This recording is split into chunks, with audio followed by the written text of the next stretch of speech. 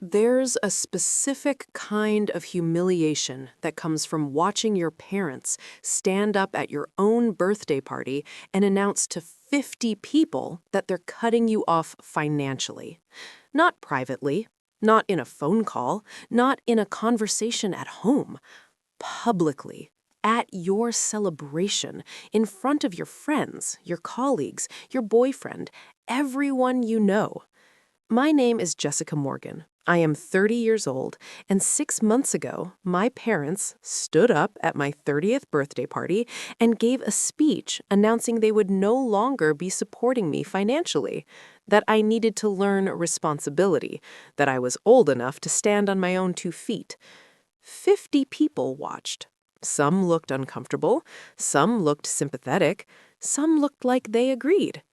What none of them knew, what my parents didn't know, was that I hadn't taken a single dollar from them in 5 years.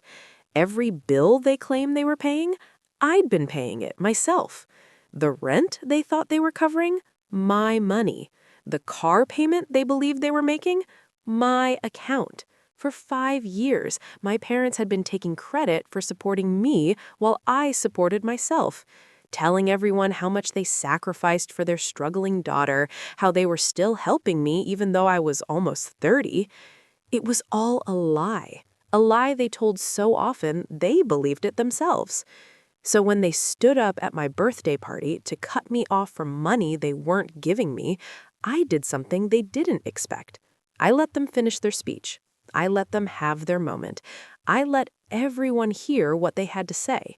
And then I ended the party in a way that exposed every lie they'd spent 5 years building. This is the story of how my parents publicly humiliated me at my own birthday and how I responded by showing everyone exactly who they really were. Before I tell you what I said when they finished that speech, before I tell you how 50 people learned the truth in under 3 minutes, before I tell you what happened to my parents after everyone found out they'd been lying for years, I need something from you. If this story is already making your blood boil, if you've ever been publicly humiliated by people who were supposed to love you, if you've ever had someone take credit for your own hard work, hit that like button right now. Subscribe to this channel if you want real stories about daughters who stood up for themselves, who exposed family lies, who refused to be humiliated without fighting back. And drop a comment below. Tell me where you're watching from, your city, your country. Tell me if you've ever been publicly embarrassed by family. Tell me your story. I read every single comment. We're fighters here. We're the ones who don't stay silent. Now, let me take you back to the beginning. Because to understand why they did this, you need to understand the lie they'd been telling about me for 5 years, and why I let them believe it. I need to tell you about my family's obsession with appearances first, because nothing about this makes sense without understanding that. My parents, Robert and Catherine Morgan, are what you'd call upper middle class. My father is a financial advisor. My mother is a real estate agent. They make good money. Not wealthy, but comfortable. They live in a nice house in Westchester County, New York. They drive nice cars, they belong to a country club, and they care deeply, obsessively about what other people think. Their entire life is a performance. Every dinner party, every family gathering, every interaction with friends is carefully curated to present a specific image: successful, generous, devoted parents. I have one sister, Amanda. She's 4 years older than me. Amanda followed the script perfectly. She got married at 26 to a corporate lawyer. She had 2 children. She lives in Connecticut in a house my parents helped her buy. She's the golden child, the one who did everything right. And then there's me. I didn't follow the script, and that made me the problem child, the one they had to help constantly. After college, I moved to New York City. I wanted to work in fashion. I knew it would be hard. I knew I'd struggle, but it was my dream. My parents hated it. They wanted me to get a real job, something stable, something with benefits, something in their world. When I was 23, I was working as an assistant at a small fashion boutique, making $32,000 a year, living in a tiny studio in Queens with 2 roommates, barely making rent. My parents started telling people they were helping me financially. Jessica's still finding her way. We're helping her while she figures things out. It was true then. They did help. They paid my rent for the first 6 months. They helped with groceries sometimes. They gave me money for subway passes. I was grateful, really grateful. But then something changed. When I was 24, I got a better job, assistant buyer at a mid-size fashion company, $45,000 a year. Not great for New York, but better. I could pay my own rent. I could cover my bills. I told my parents I didn't need help anymore. My mother said, "Are you sure? New York is so expensive. We don't mind helping." I said, "I'm sure. I can handle it." She said, "Well, we'll keep an eye on things, just in case." I thought that was the end of it. It wasn't. At Thanksgiving that year, I overheard my mother talking to her aunt, my Aunt Carol. My aunt said, "How's Jessica doing in the city?" My mother said, "Oh, you know, she's still struggling. We're still helping her with rent and groceries. She just can't seem to get ahead." I was standing in the hallway. I'd just arrived. I froze. That wasn't true. I was paying my own rent, my own groceries, everything. I walked into the kitchen. I said, "Mom, I'm not struggling. You're not helping me with rent." She looked at me, smiled, and said to my aunt, "She's proud. She doesn't like to admit she needs help." My aunt nodded sympathetically. I stood there, stunned. My mother had just lied directly and framed my correction as denial. That was the beginning of the pattern. Over the next 5 years, the lie grew, became more elaborate, more specific. My parents told everyone they were still supporting me, but the amounts kept changing, the details evolving.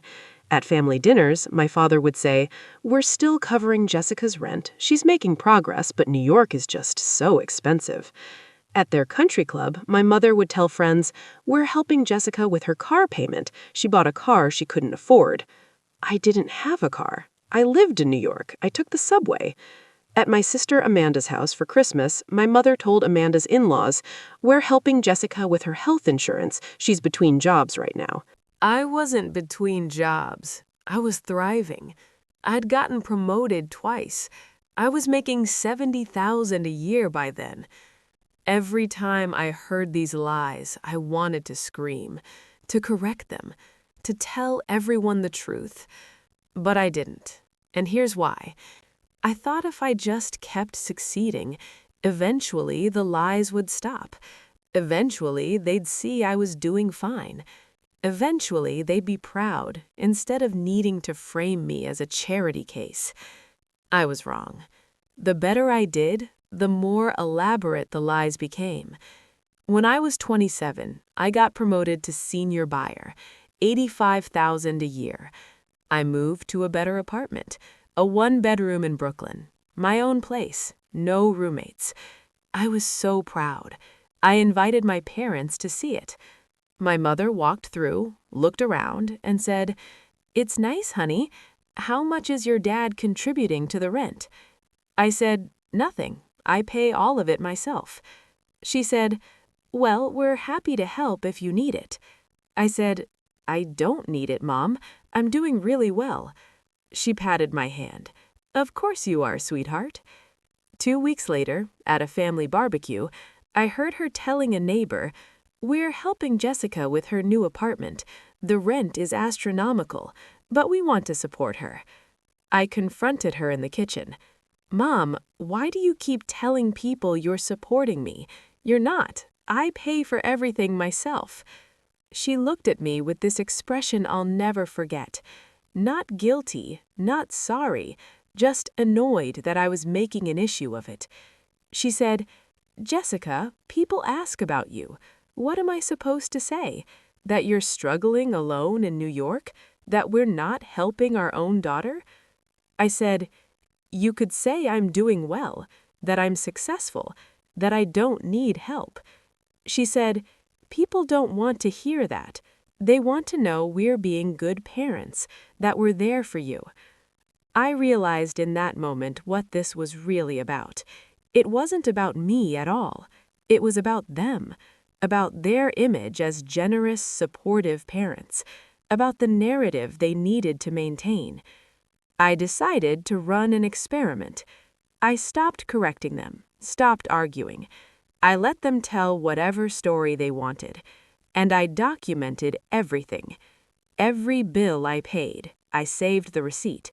Every bank statement showing my deposits, my withdrawals, my rent payments, everything. I kept it all in a folder on my computer and a physical folder in my apartment. I didn't know why I was doing it, just a feeling that someday I might need proof. When my 30th birthday approached, my boyfriend, Marcus, said he wanted to throw me a party. Marcus and I had been together for 2 years. He was a graphic designer. Kind, supportive, genuinely proud of me. He knew about my parents. He'd heard the lies. He'd watched them take credit for my success. He said, "Let's celebrate you, your real success, everything you've actually accomplished." I loved the idea. We rented a small event space in Brooklyn, invited 50 people, friends from work, my college roommates, neighbors, Marcus's friends, my sister Amanda and her husband, my parents. I specifically invited my parents because I wanted them there. Despite everything, I still hoped they'd be proud. I still hoped this birthday would be different. Marcus and I paid for everything: the venue, the food, the drinks, the decorations, my money and his, nothing from my parents. The party was on a Saturday evening in March. Everyone arrived. It was beautiful. String lights, a small DJ, a table full of food. People mingled. I was happy, genuinely happy, surrounded by people who actually knew me, who celebrated me. My parents arrived an hour in, my father in a suit, my mother in a cocktail dress, overdressed for a casual birthday party, but that was them, always performing.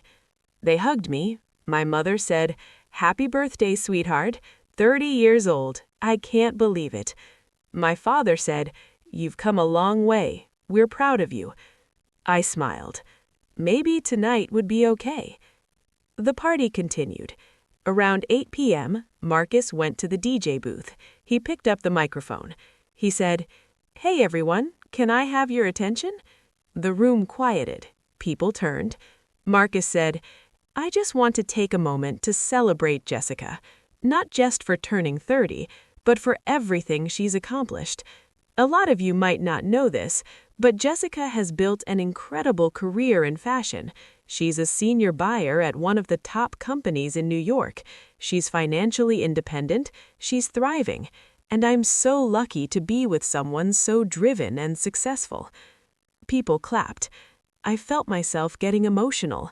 This was what I'd wanted to hear my whole life. Then my father stood up. My stomach dropped. My father said, "Marcus, can I add something?" Marcus looked confused, but handed him the microphone. My father stood in the middle of the room, 50 people watching him. He said, "Since we're talking about Jessica's accomplishments, I think it's time we had an honest conversation." My chest tightened. He continued, "Catherine and I have been supporting Jessica financially for the past 10 years. We've paid her rent, we've covered her expenses, we've been there for her every step of the way." My mother stood up next to him. She nodded. My father said, "And while we're happy to have helped, Jessica is 30 now. It's time for her to stand on her own 2 feet. So tonight, we're announcing that we'll no longer be providing financial support. It's time for Jessica to be truly independent." The room was silent, dead silent. My father looked at me. "We love you, sweetheart, but this is for your own good. You need to learn to manage on your own." My mother added, "We'll always be here for emotional support, but financially, you're on your own now." People looked uncomfortable. Some of them looked at my parents with approval, like they were doing the responsible thing. Marcus looked furious. His jaw was clenched. My sister Amanda looked at the floor. My father handed the microphone back to Marcus. They sat down, smiling, like they'd just done something noble. I stood there for 10 seconds. maybe 15, just processing what had happened. They had just publicly humiliated me at my own birthday party, in front of 50 people, announced I was financially dependent on them, announced they were cutting me off. All of it was a lie, but nobody in that room knew it except me and Marcus. I could feel tears threatening. I could feel anger rising. I could feel humiliation burning my face. And then I made a decision. I walked to the DJ booth. I took the microphone from Marcus. I looked at my parents. They were still smiling. I said, "Thank you for that, Dad. That was really special. And since we're having honest conversations tonight, I'd like to share something too." My father's smile faltered slightly. I held the microphone. I looked at the room, 50 people watching me. I said, "My parents just announced they're cutting me off financially, that I need to learn to be independent, that they've been supporting me for 10 years.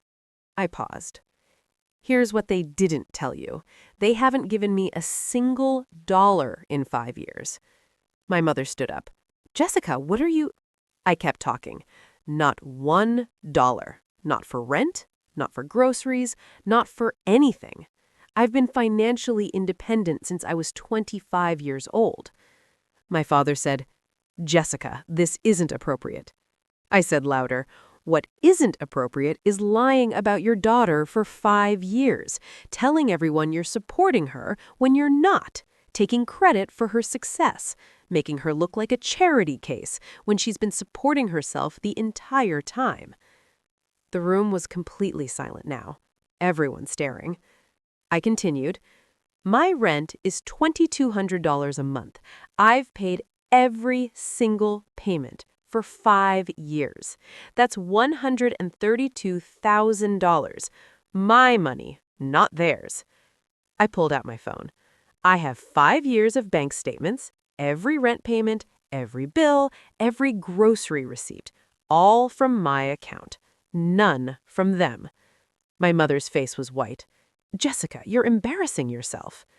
I said, no, Mom, I'm embarrassing you because you've been telling everyone for 5 years that you're paying my rent, my car payment, my insurance. You've told people I can't manage on my own, that I need your help to survive in New York. I looked at my Aunt Carol.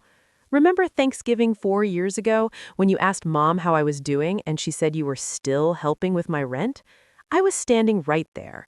I'd been paying my own rent for a year at that point. My aunt looked shocked. I looked at my mother's country club friends who were at the party. You've probably heard about how my parents are still supporting their struggling daughter in New York, how generous they are, how patient. They nodded slowly. I said, it's not true. None of it is true. I make $85,000 a year. I've been promoted 3 times. I pay all my own bills. I have savings. I have a 401k. I'm not struggling. I'm thriving. I looked back at my parents. And you couldn't stand it, because if I was successful, independent, doing well on my own, you couldn't be the martyrs. You couldn't be the generous parents sacrificing for their adult daughter. You couldn't get sympathy and admiration for how much you were still helping me. My father said, that's not fair. We were trying to help. I cut him off. Help? You've been hurting me. Every time you told someone I needed help when I didn't, you made me look incompetent. Every time you took credit for supporting me when you weren't, you stole my accomplishment. Every time you lied about me, you damaged my reputation. I turned to address the whole room. I worked my ass off to build my career. I lived in a studio with 2 roommates. I ate ramen for dinner. I took the subway instead of taxis. I saved every penny. I built my life from nothing.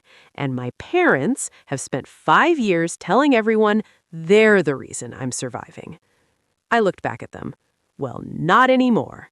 Tonight, you wanted to publicly cut me off from money you weren't giving me. You wanted to look like tough love parents. You wanted everyone here to see you as responsible, as doing what's right. I paused. Instead, Everyone here now knows you've been lying for 5 years about your own daughter to make yourselves look good." My mother's eyes were full of tears, but not sad tears, angry tears. My father said, "How dare you?" I said, "How dare you? You came to my 30th birthday party and tried to humiliate me in front of everyone I care about. You tried to make me look like a failure, like a burden, like someone who needed to finally grow up and be independent." I smiled, not a happy smile, a cold smile. Well, I am independent, and I have been for 5 years, without you, despite you, and now everyone knows it. I handed the microphone back to Marcus. I said to the room, "Thank you all for coming, but I think the party's over. There's a bar around the corner. First round is on me. Anyone who wants to keep celebrating with me, I'll see you there." I walked to the coat check, got my jacket. Marcus followed. "Holy shit, that was incredible." I said, "Let's go." We walked out. Behind us, I could hear people murmuring, my mother crying, my father trying to defend himself. But I didn't look back. 30 people followed us to the bar. My friends, my colleagues, even some people I barely knew who just witnessed what happened and wanted to show support. We drank, we laughed, we celebrated. My parents stayed at the venue with the remaining guests, trying to salvage their reputation. They couldn't. The next morning, I woke up to 47 text messages. From my mother, "Jessica, what you did last night was cruel and unnecessary. We were only trying to help you. You've always been so defensive." From my father, "You embarrassed us in front of our friends. I hope you're proud of yourself." From my sister, Amanda, "Jess, call me. We need to talk about what happened." From my Aunt Carol, "Honey, I had no idea your parents weren't actually helping you. I'm so sorry for believing them." From friends who'd been at the party, "That was the most badass thing I've ever seen. Your parents are insane. I can't believe they lied about you for years." I responded to Amanda first. We met for coffee that afternoon. She looked tired. She said, "Jess, I didn't know. I swear I didn't know they weren't actually helping you." I said, "Did you ever ask? Did you ever wonder why they kept talking about supporting me when I was clearly doing fine?" She looked guilty. "I guess I just believed them. They're our parents. Why would they lie?" I said, "To control the narrative, to make themselves look good, to keep me in the role of the struggling daughter who needs them." Amanda said, "Mom called me this morning. She's devastated. She says you humiliated her." I said, "She humiliated me first, at my own birthday party in front of everyone I know." Amanda nodded slowly. "Yeah, she did. What they did was wrong." I said, "Do you believe me that I've been paying my own way?" She said, "I do, and I'm sorry I didn't see it sooner. I'm sorry I let them build that narrative without questioning it." I hugged her. Amanda and I had never been close, but in that moment, I felt like maybe we could be. My parents, however, doubled down. For 2 weeks after the party, they sent me messages, emails, they called, they left voicemails, all with the same theme. I had overreacted, I was cruel, I embarrassed them unnecessarily. Not once did they apologize for lying, not once did they acknowledge what they'd done. Instead, my mother sent an email to extended family. I got forwarded a copy from my Aunt Carol. The email said, "Dear family, we want to address what happened at Jessica's birthday party. Jessica made some accusations that were hurtful and untrue. We have always supported her financially when she needed it. Recently, we made the difficult decision to encourage her to be more independent, and she reacted badly. We're hoping with time she'll come to understand we were trying to help her.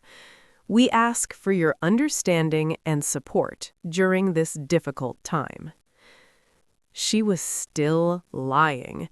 Even after being exposed, she was rewriting the story to make herself the victim.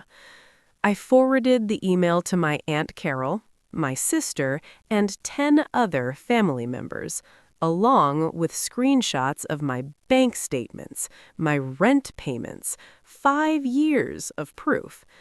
I wrote, "My mother is still lying. Here's the proof. I've been financially independent since age 25. Every dollar I've spent has been my own. I'm sharing this not to hurt anyone, but because I'm done letting them control the narrative about my life." The responses were immediate. My Aunt Carol, "Jessica, I believe you. I'm so sorry." My cousin Beth, "I always thought it was weird how much your parents talked about helping you. Now I understand why." My Uncle Mark, "Your parents owe you an apology." The family split. Some believed me, some believed my parents, some didn't want to get involved. My parents lost some friends, people who'd seen what happened at the party, who'd heard their lies for years, who realized they'd been played. My mother's country club friends stopped inviting her to events. My father's colleagues heard about what happened through mutual connections. He lost some respect in his community. Their reputation, the thing they'd valued above everything else, took a massive hit. All because they tried to publicly humiliate me and I refused to stay silent. That was 6 months ago. I'm 30 now. Actually 30. Not the struggling 30-year-old my parents wanted people to think I was. The real 30. Successful, independent, proud. Marcus and I are still together. He proposed 2 months ago. A small, private moment. Just us. No family, no performance. I said yes. We're getting married next year. Small ceremony. Close friends only. My sister will be there, my Aunt Carol, people who actually see me, support me, celebrate me. My parents are not invited. They've tried to reach out 3 times in 6 months. Once through Amanda. "Mom and Dad want to talk. They miss you." I said, "Tell them to apologize. Actually apologize for lying for 5 years, for trying to humiliate me at my birthday. Then we'll talk." Amanda came back. "They say they were just trying to help. They don't think they need to apologize." I said, "Then we have nothing to talk about." Once, through my Aunt Carol, she called me. "Honey, your parents are really struggling with this. They want to make amends." I said, "Do they admit they lied?" She paused. "They say it was more complicated than that." I said, "It wasn't complicated. They lied. They took credit for my work. They made me look incompetent to make themselves look generous. That's not complicated. That's manipulation." She said, "I believe you, but they're your parents." I said, "That makes it worse, not better." The third time was a letter, mailed to my apartment, from my mother. It said, "Dear Jessica, 6 months have passed since your birthday. I've had time to reflect on what happened. I still believe you overreacted. What your father and I did was try to help you transition to full independence. We didn't deserve to be humiliated in front of your friends. However, I'm willing to forgive you if you're willing to apologize. Family is more important than pride. I hope you'll reach out so we can move past this. Love, Mom." I read that letter 3 times. She was still framing it as me overreacting, still positioning herself as the victim, still demanding an apology from me, not offering one, demanding one. I threw the letter away because I realized something. My parents will never apologize. They will never admit they were wrong. They will never see what they did as harmful. They will always believe they were justified, that they were helping, that I was ungrateful. And I don't need them to change. I don't need their acknowledgement. I don't need their approval. I just need them out of my life. If you're watching this and you have parents who take credit for your accomplishments, who lie about supporting you, who need you to fail so they can be heroes, I want you to hear this. You don't owe them your silence. You don't owe them your complicity in their lies. You don't owe them the role they've assigned you. My parents spent 5 years building a narrative that I was struggling, incompetent, dependent on them. They needed me to be less so they could be more. When they tried to publicly humiliate me at my own birthday party, I made a choice. I chose truth over peace. I chose my dignity over their comfort. I chose to expose the lie rather than continue living in it. And yes, it cost me. It cost me my relationship with my parents. It cost me some extended family members. It cost me the fantasy that one day they'd be proud of me.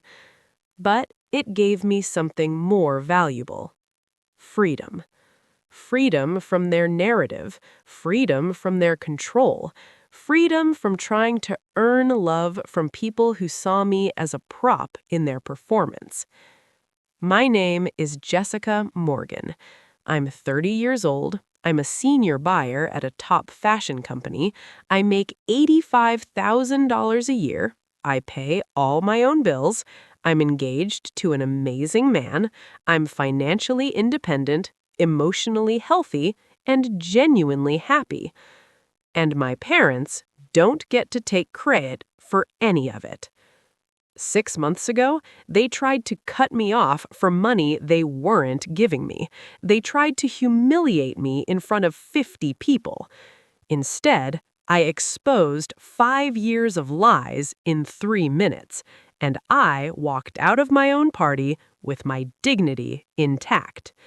They stayed behind, trying to explain themselves, trying to save their reputation, failing. And I went to a bar with people who actually loved me and celebrated the life I built, alone, without them, despite them.